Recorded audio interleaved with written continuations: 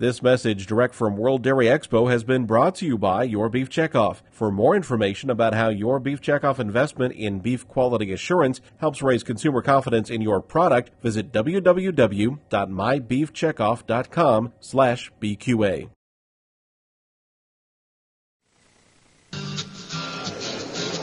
Welcome back to AgriTalk at World Dairy Expo in Madison, Wisconsin. We are broadcasting from the Cattlemen's Beef Board exhibit. By the way, if you want to join us right after our AgriTalk broadcast, AgriTalk Online, we have an issues forum coming up. We have a panel coming up, a dairy producer from Wisconsin, a retired veterinarian, and a current veterinarian as well. We're going to talk about some issues facing the dairy and beef industries coming up on a panel discussion right after AgriTalk Online. Join us at agritalk.com. All right, Angie Horkan is with us now, Director of Marketing for the Wisconsin Beef Council. Angie, thank you for being with us. Give us an idea of what you're doing, how you're trying to share the beef message with dairy producers. Well, thanks for having me, Mike. It's great to be here. Good morning. Here in Wisconsin, working for the Beef Council, we do have an uphill battle talking with dairy producers. But the dairy industry is a vital part to what we do. 80% of our checkout dollars come from the dairy industry, so we have to be very cognizant of that. And we always are thinking about that when we're out doing promotions and we're promoting beef and talking to dairy producers like here at the World Dairy Expo. The products we're sampling here out of our booth for 5 days are directly related to the dairy industry. It is dairy beef. It's products from the American Foods Group out of Green Bay, Wisconsin. Value-added steaks and like the beef value cuts, Denver cut, those kind of products. So very directly related to the dairy industry. And what we're talking about, these cuts put money right back into the pockets of a dairy producer. They do. Checkoff funded research and CattleFax says that the first round of the beef value cuts, which included the flat iron steak, which is the most popular, that almost all consumers have heard about, that buy at restaurants and in the retail supermarkets, it adds $50 to $60 a head back to the producer. So by turning the chuck and the round into value-added steaks instead of selling as ground beef or chuck roasts, we are adding value back into the producer's pockets. So what are the vehicles you're using to get that message out? Well, here in Wisconsin, we do a lot of consumer education. We are constantly talking to consumers. We have a great program where we are a resource to our media, our television media, and we do TV cooking segments in about all of the large TV markets here in the state. We do Madison, Milwaukee, we do Green Bay, Appleton, Eau Claire, and La Crosse monthly. And we come on, our consulting home economist, Virginia, and also myself, and we're on during the morning news, and we're talking about beef. We're keeping it top of mind. We're talking about new value-added cuts, how to use those in recipes, what to look for in the supermarket, how to cook beef, which, today's consumer isn't like the consumer of the past.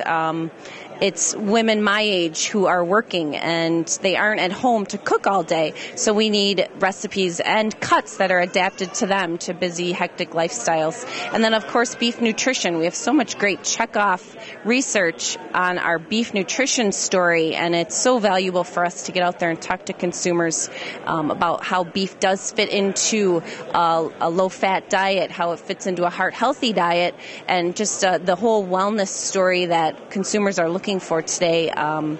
We are, this year, we did 100 TV segments throughout the year, and in fiscal year 2009, we did 85 segments, and the value of those segments was almost $74,000. And compared to what we invested, our return on our investment for our impressions was 1 cent. So we reached a lot of Wisconsin consumers with great beef messages. Pretty good return on investment. Yes, we're very proud of our program. It's taken a lot of years to build up our TV contacts, but people these days, they want recipes, they want to know the nutritional facts of what they're eating, then they also want to know where their products are coming from, so we're working that a lot into our marketing too. We're looking at having producers directly be on the radio and promoting their product instead of having us promote the product. I realize that there are issues between the dairy and the beef industries and things still to be resolved and worked out. But there really are a lot of things that both industries share, a lot of things they have in common, and both can benefit from working together. Oh, most definitely. Beef should be a vital part of the dairy industry. And like I said, 80% of our checkoff dollars in Wisconsin come from the dairy industry. That's a lot of beef. So we need to stay cognizant of that and promote our ground beef and our beef value cuts and help the dairy industry along with the beef industry. And it's interesting to see it being done here in this state.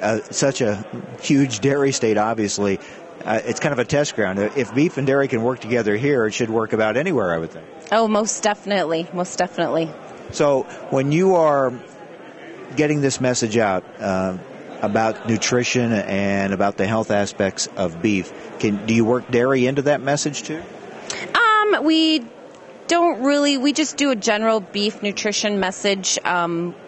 With being checkoff funded, we promote commodity beef, so we try not earmark one brand or one breed. We talk about beef in general. We want people to buy beef instead of chicken or pork or turkey or a competing protein. So if they buy beef, then everyone in the chain, dairy or beef producers, will benefit if there's an increased demand for beef product. Exactly. And then on the flip side, too, we promote veal.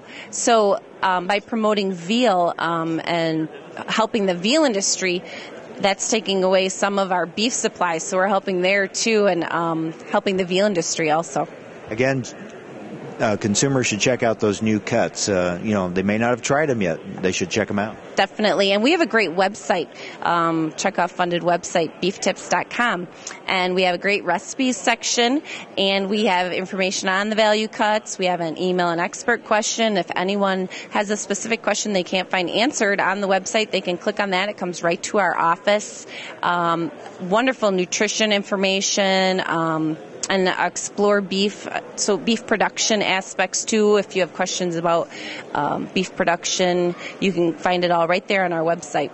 I admit I'm guilty. I have my favorite cuts, and I just tend to go to them over and over and over because I enjoy them so much. And sometimes I don't always check out newer cuts or different cuts that are available out there. I understand. I'm the same way. I've got my core set of cuts or my core set of recipes, and that's what I make. But, when you're in the supermarket, if you see a beef cut on special and you want to purchase it, go for it. And then go to our website and look for a recipe. We have recipes using about any beef cut you can find. And if you can't find one, email us.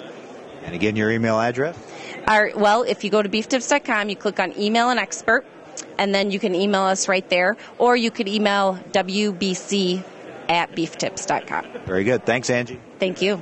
Angie Horkan, Director of Marketing for the Wisconsin Beef Council. And with that, we'll wrap up our AgriTalk broadcast. And here at World Dairy Expo in Madison, Wisconsin, we'll be back in studio for an open line tomorrow. Hope you'll join us for that. And for those of you that can, be sure to stay tuned online. If you go to AgriTalk.com, we're going to have a panel discussion. Again, we're going to talk with a dairy producer from Wisconsin and a member of the Cattlemen's Beef Board. We're going to talk with a retired veterinarian who works with the Dairy Science Short Course Program at the University of Wisconsin, and with a veterinarian and a member of the Wisconsin Veterinary Board. We're going to talk about some of the issues facing the beef and dairy industries. That's coming up next. AgriTalk Online, just on the internet only. AgriTalk Online, if you can join us for that. Some bonus coverage from World Dairy Expo. Thanks again for joining us from here in Madison, Wisconsin. I'm Mike Adams. This is AgriTalk.